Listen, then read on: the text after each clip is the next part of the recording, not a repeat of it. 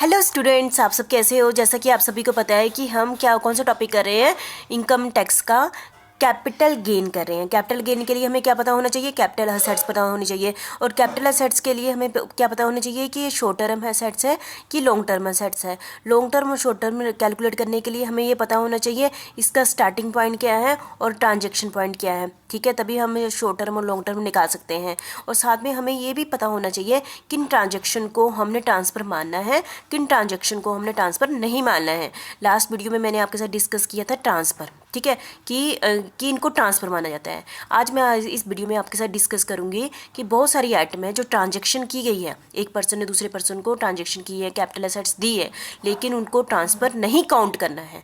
किन किन कंडीशन में उनको नहीं करना है तो मैं आपको स्टार्टिंग में बता दूँ। ये 24 पॉइंट के करीब मैं आपके साथ डिस्कस करने जा रही हूँ। ये थोड़े लेंथी है, इसलिए मैंने इसको 3 वीडियो में कन्वर्ट किया है। तीनों को मिला के आपका एक क्वेश्चन बनता है। ठीक है, ऐसी ट्रांजेक्शन जिनको हम कैपिटल गेन कैलकुलेट करते समय इस हेड के अंदर वो ट्रांसफ़र नहीं काउंट करते हैं। बस तो ट्रांजेक्शन हो रही है, एक पर्सन दूसरे पर्सन की तरफ जा रहा है, लेकिन हम उसको ट्रांसफ़र काउंट नहीं करते हैं। ठीक है, तो मैं इस वीडियो में आपके साथ 6 पॉइंट आपके साथ डिस्कस करूंगी जो आपने ध्यान से सुनना है, और काफ़ी चीज़ों की आपकी रिवीजन पिछली भी हो जाएगी इससे। ठीक है, तो transaction not regarded as transfer, ऐसी ट्रांजेक्शन जब एक पर्सन से दूसरे पर्सन को हम कैपिटल एसेट से ट्रांसफ़र करते हैं लेकिन हम इस हेड के अंदर उसको ट्रांसफ़र नहीं काउंट करेंगे। ठीक है, तो पहला पॉइंट है any distribution of capital assets, any distribution of capital assets bye Hindu undivided family on it's total partition. जब आपको पता है कि हिंदू अनडिवाइडेड फैमिली होती है, उसका कर्ता होता है, उसके मेंबर होते हैं, तो ये एक टाइप से हिंदू अनडिवाइडेड फैमिली एक व्यापार चलाती रहती है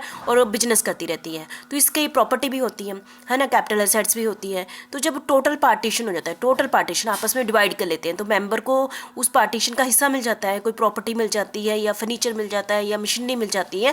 तब जो उनको मिली है ये चीज़, क्या जब उसको हिंदू अनडिवाइडेड फैमिली का जब पार्टीशन हो गया है तो क्या हम उसको, जब मेंबर को वो चीज़ मिलती है, क्या उसको ट्रांसफ़र कहेंगे कि नहीं कहेंगे। अकॉर्डिंग टू दिस एक्ट उसको ट्रांसफ़र नहीं काउंट किया जाएगा, उसको ट्रांसफ़र नहीं काउंट किया जाएगा। ये कौन से सेक्शन के अंडर है, सेक्शन 47(1) ये कहता है, सेक्शन 47(1) कहता है। तो पहला पॉइंट मुझे लगता है आपको क्लियर होगा, है ना। दूसरा है कि आपको एक रिवीजन भी होगी, हिंदू डिवाइडेड फैमिली का टोटल पार्टीशन हो रहा है। ठीक है, दूसरा है any transfer of capital assets under gift और विल। यदि कोई भी पर्सन क्या देता है, असेसी गिफ्ट लेता है, गिफ्ट देता है, या फिर अपनी वसीयत के अंदर कोई चीज़, अपनी प्रॉपर्टी किसी को देता है, गिफ्ट देता है या प्रॉपर्टी देता है, बिल में ना वसीयत के अकॉर्डिंग देता है, तो क्या इसको ट्रांसफ़र कहेंगे कि नहीं कहेंगे। देता तो है ना, गिफ्ट मैंने किसी को दे दिया, मैं असेसी हूँ तो मैंने चीज़ तो दे दी, कैपिटल असेट्स दे दी, क्या इसको इस हेड के अंदर ट्रांसफ़र मानेंगे कि नहीं मानेंगे। ठीक है, in the according with the provision of section 47 और 3 के अकॉर्डिंग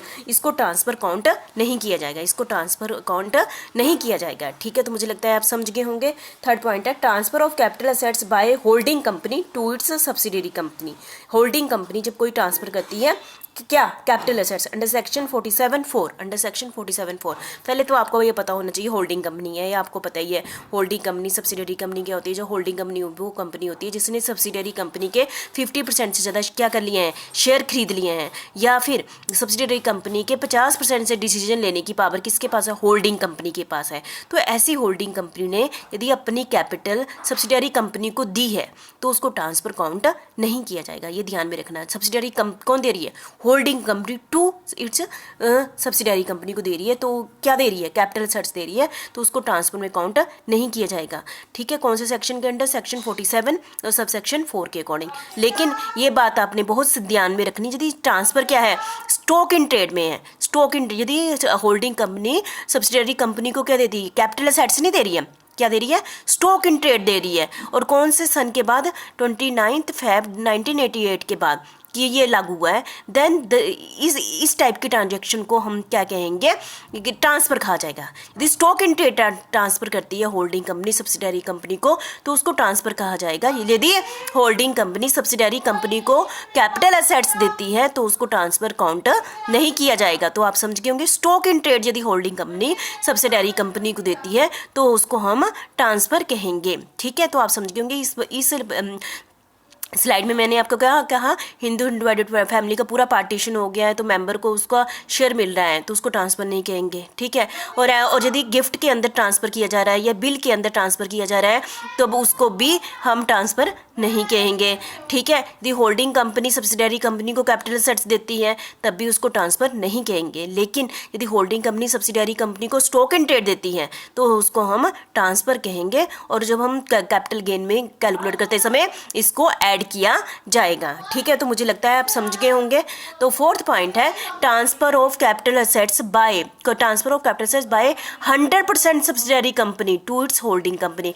100% सब्सिडरी कंपनी का मतलब यहाँ पर क्या है, जब होल्डिंग कंपनी ने सब्सिडरी कंपनी के 100% शेयर ले लिए हैं और सब्सिडरी कंपनी के 100% डिसीजन लेने की पावर किसके पास है, होल्डिंग कंपनी के पास है। यदि ऐसी सिचुएशन है और यदि कैपिटल ट्रांसफर की जा रही है बाय सब्सिडरी कंपनी, किसको दे रही है, पिछली में मैंने कहा था होल्डिंग कंपनी सब्सिडरी कंपनी को दे रही है, इसमें मैं कह रही हूँ होल्डिंग सब्सिडरी कंपनी किसको दे रही है, कैपिटल असेट्स होल्डिंग कंपनी को दे रही है। तो उस केस में ये ट्रांसफर नहीं कहा जाएगा। कौन से सेक्शन के अंडर, सेक्शन 47 और 5 के अकॉर्डिंग, ठीक है। इस केस में कौन दे रहा है, सब्सिडरी कंपनी होल्डिंग कंपनी को दे रही है, ठीक है। ये आपने ध्यान में रखना। और इसमें दूसरी कंडीशन सेम ही है, यदि सब्सिडरी कंपनी होल्डिंग कंपनी को स्टॉक इन ट्रेड दे रही है तो उसको ट्रांसफर कहा जाएगा और कैपिटल गेन में इसमें काउंटिंग की जाएगी, जैसे कि आप देख ही रहे हैं स्क्रीन पर, ठीक है।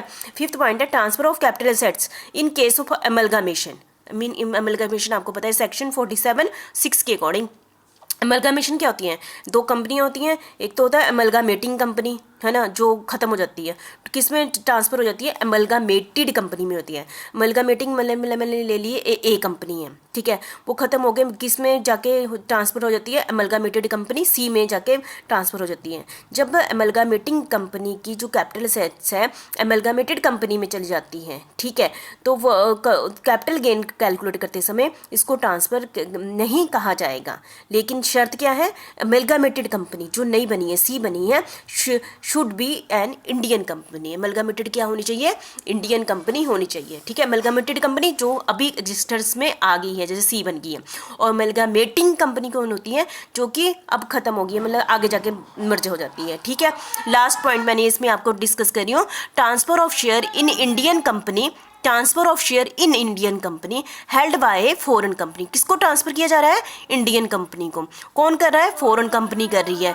कौन से सेक्शन के अंदर, सेक्शन 47(6) के अंदर, ठीक है। तो यहाँ पर मैंने क्या कह रही हूँ, जब फॉरेन कंपनी इंडियन कंपनी को ट्रांसफर करती है, यहाँ पर मैं यहाँ पर कहने का मतलब है जब दो फॉरेन कंपनियाँ हैं, एमलगामेटिंग हो रही है, ठीक है, और तीसरी बन रही है, सी बन रही है, एमलगामेटेड कंपनी बन रही है, ठीक है। दो फॉरेन कंपनियाँ थी जो एमलगामेटिंग है और सी क्या बन गई है, एमलगामेटेड कंपनी बन रही है। यदि वो ट्रांसफ़र करती है अपनी कैपिटल एसेट्स तो वो कैपिटल गेन में कैलकुलेट करते समय उसको ट्रांसफ़र नहीं काउंट किया जाएगा। लेकिन इसमें ये शर्त है 20% of the share holder holding share in the amalgamating company, amalgamating foreign company should become the share holder of the foreign company. जो कि एमलगामेटिंग कंपनी के जो शेयर होल्डर पहले थे ना, तो मिनिमम जो नई एमलगामेटेड कंपनी बनी है तो उसमें फॉरेन शेयर होल्डर कितने होने चाहिए, मिनिमम 25% होने चाहिए, ठीक है। तो मैंने 24 पॉइंट में से 6 पॉइंट इस वीडियो में आपके साथ डिस्कस कर लिए हैं। बहुत ही ईजी थे, आपने इसको अच्छे ढंग से बस सुन लो तो तब भी आपको क्लियर हो जाएगा, ठीक है। Thank you very much.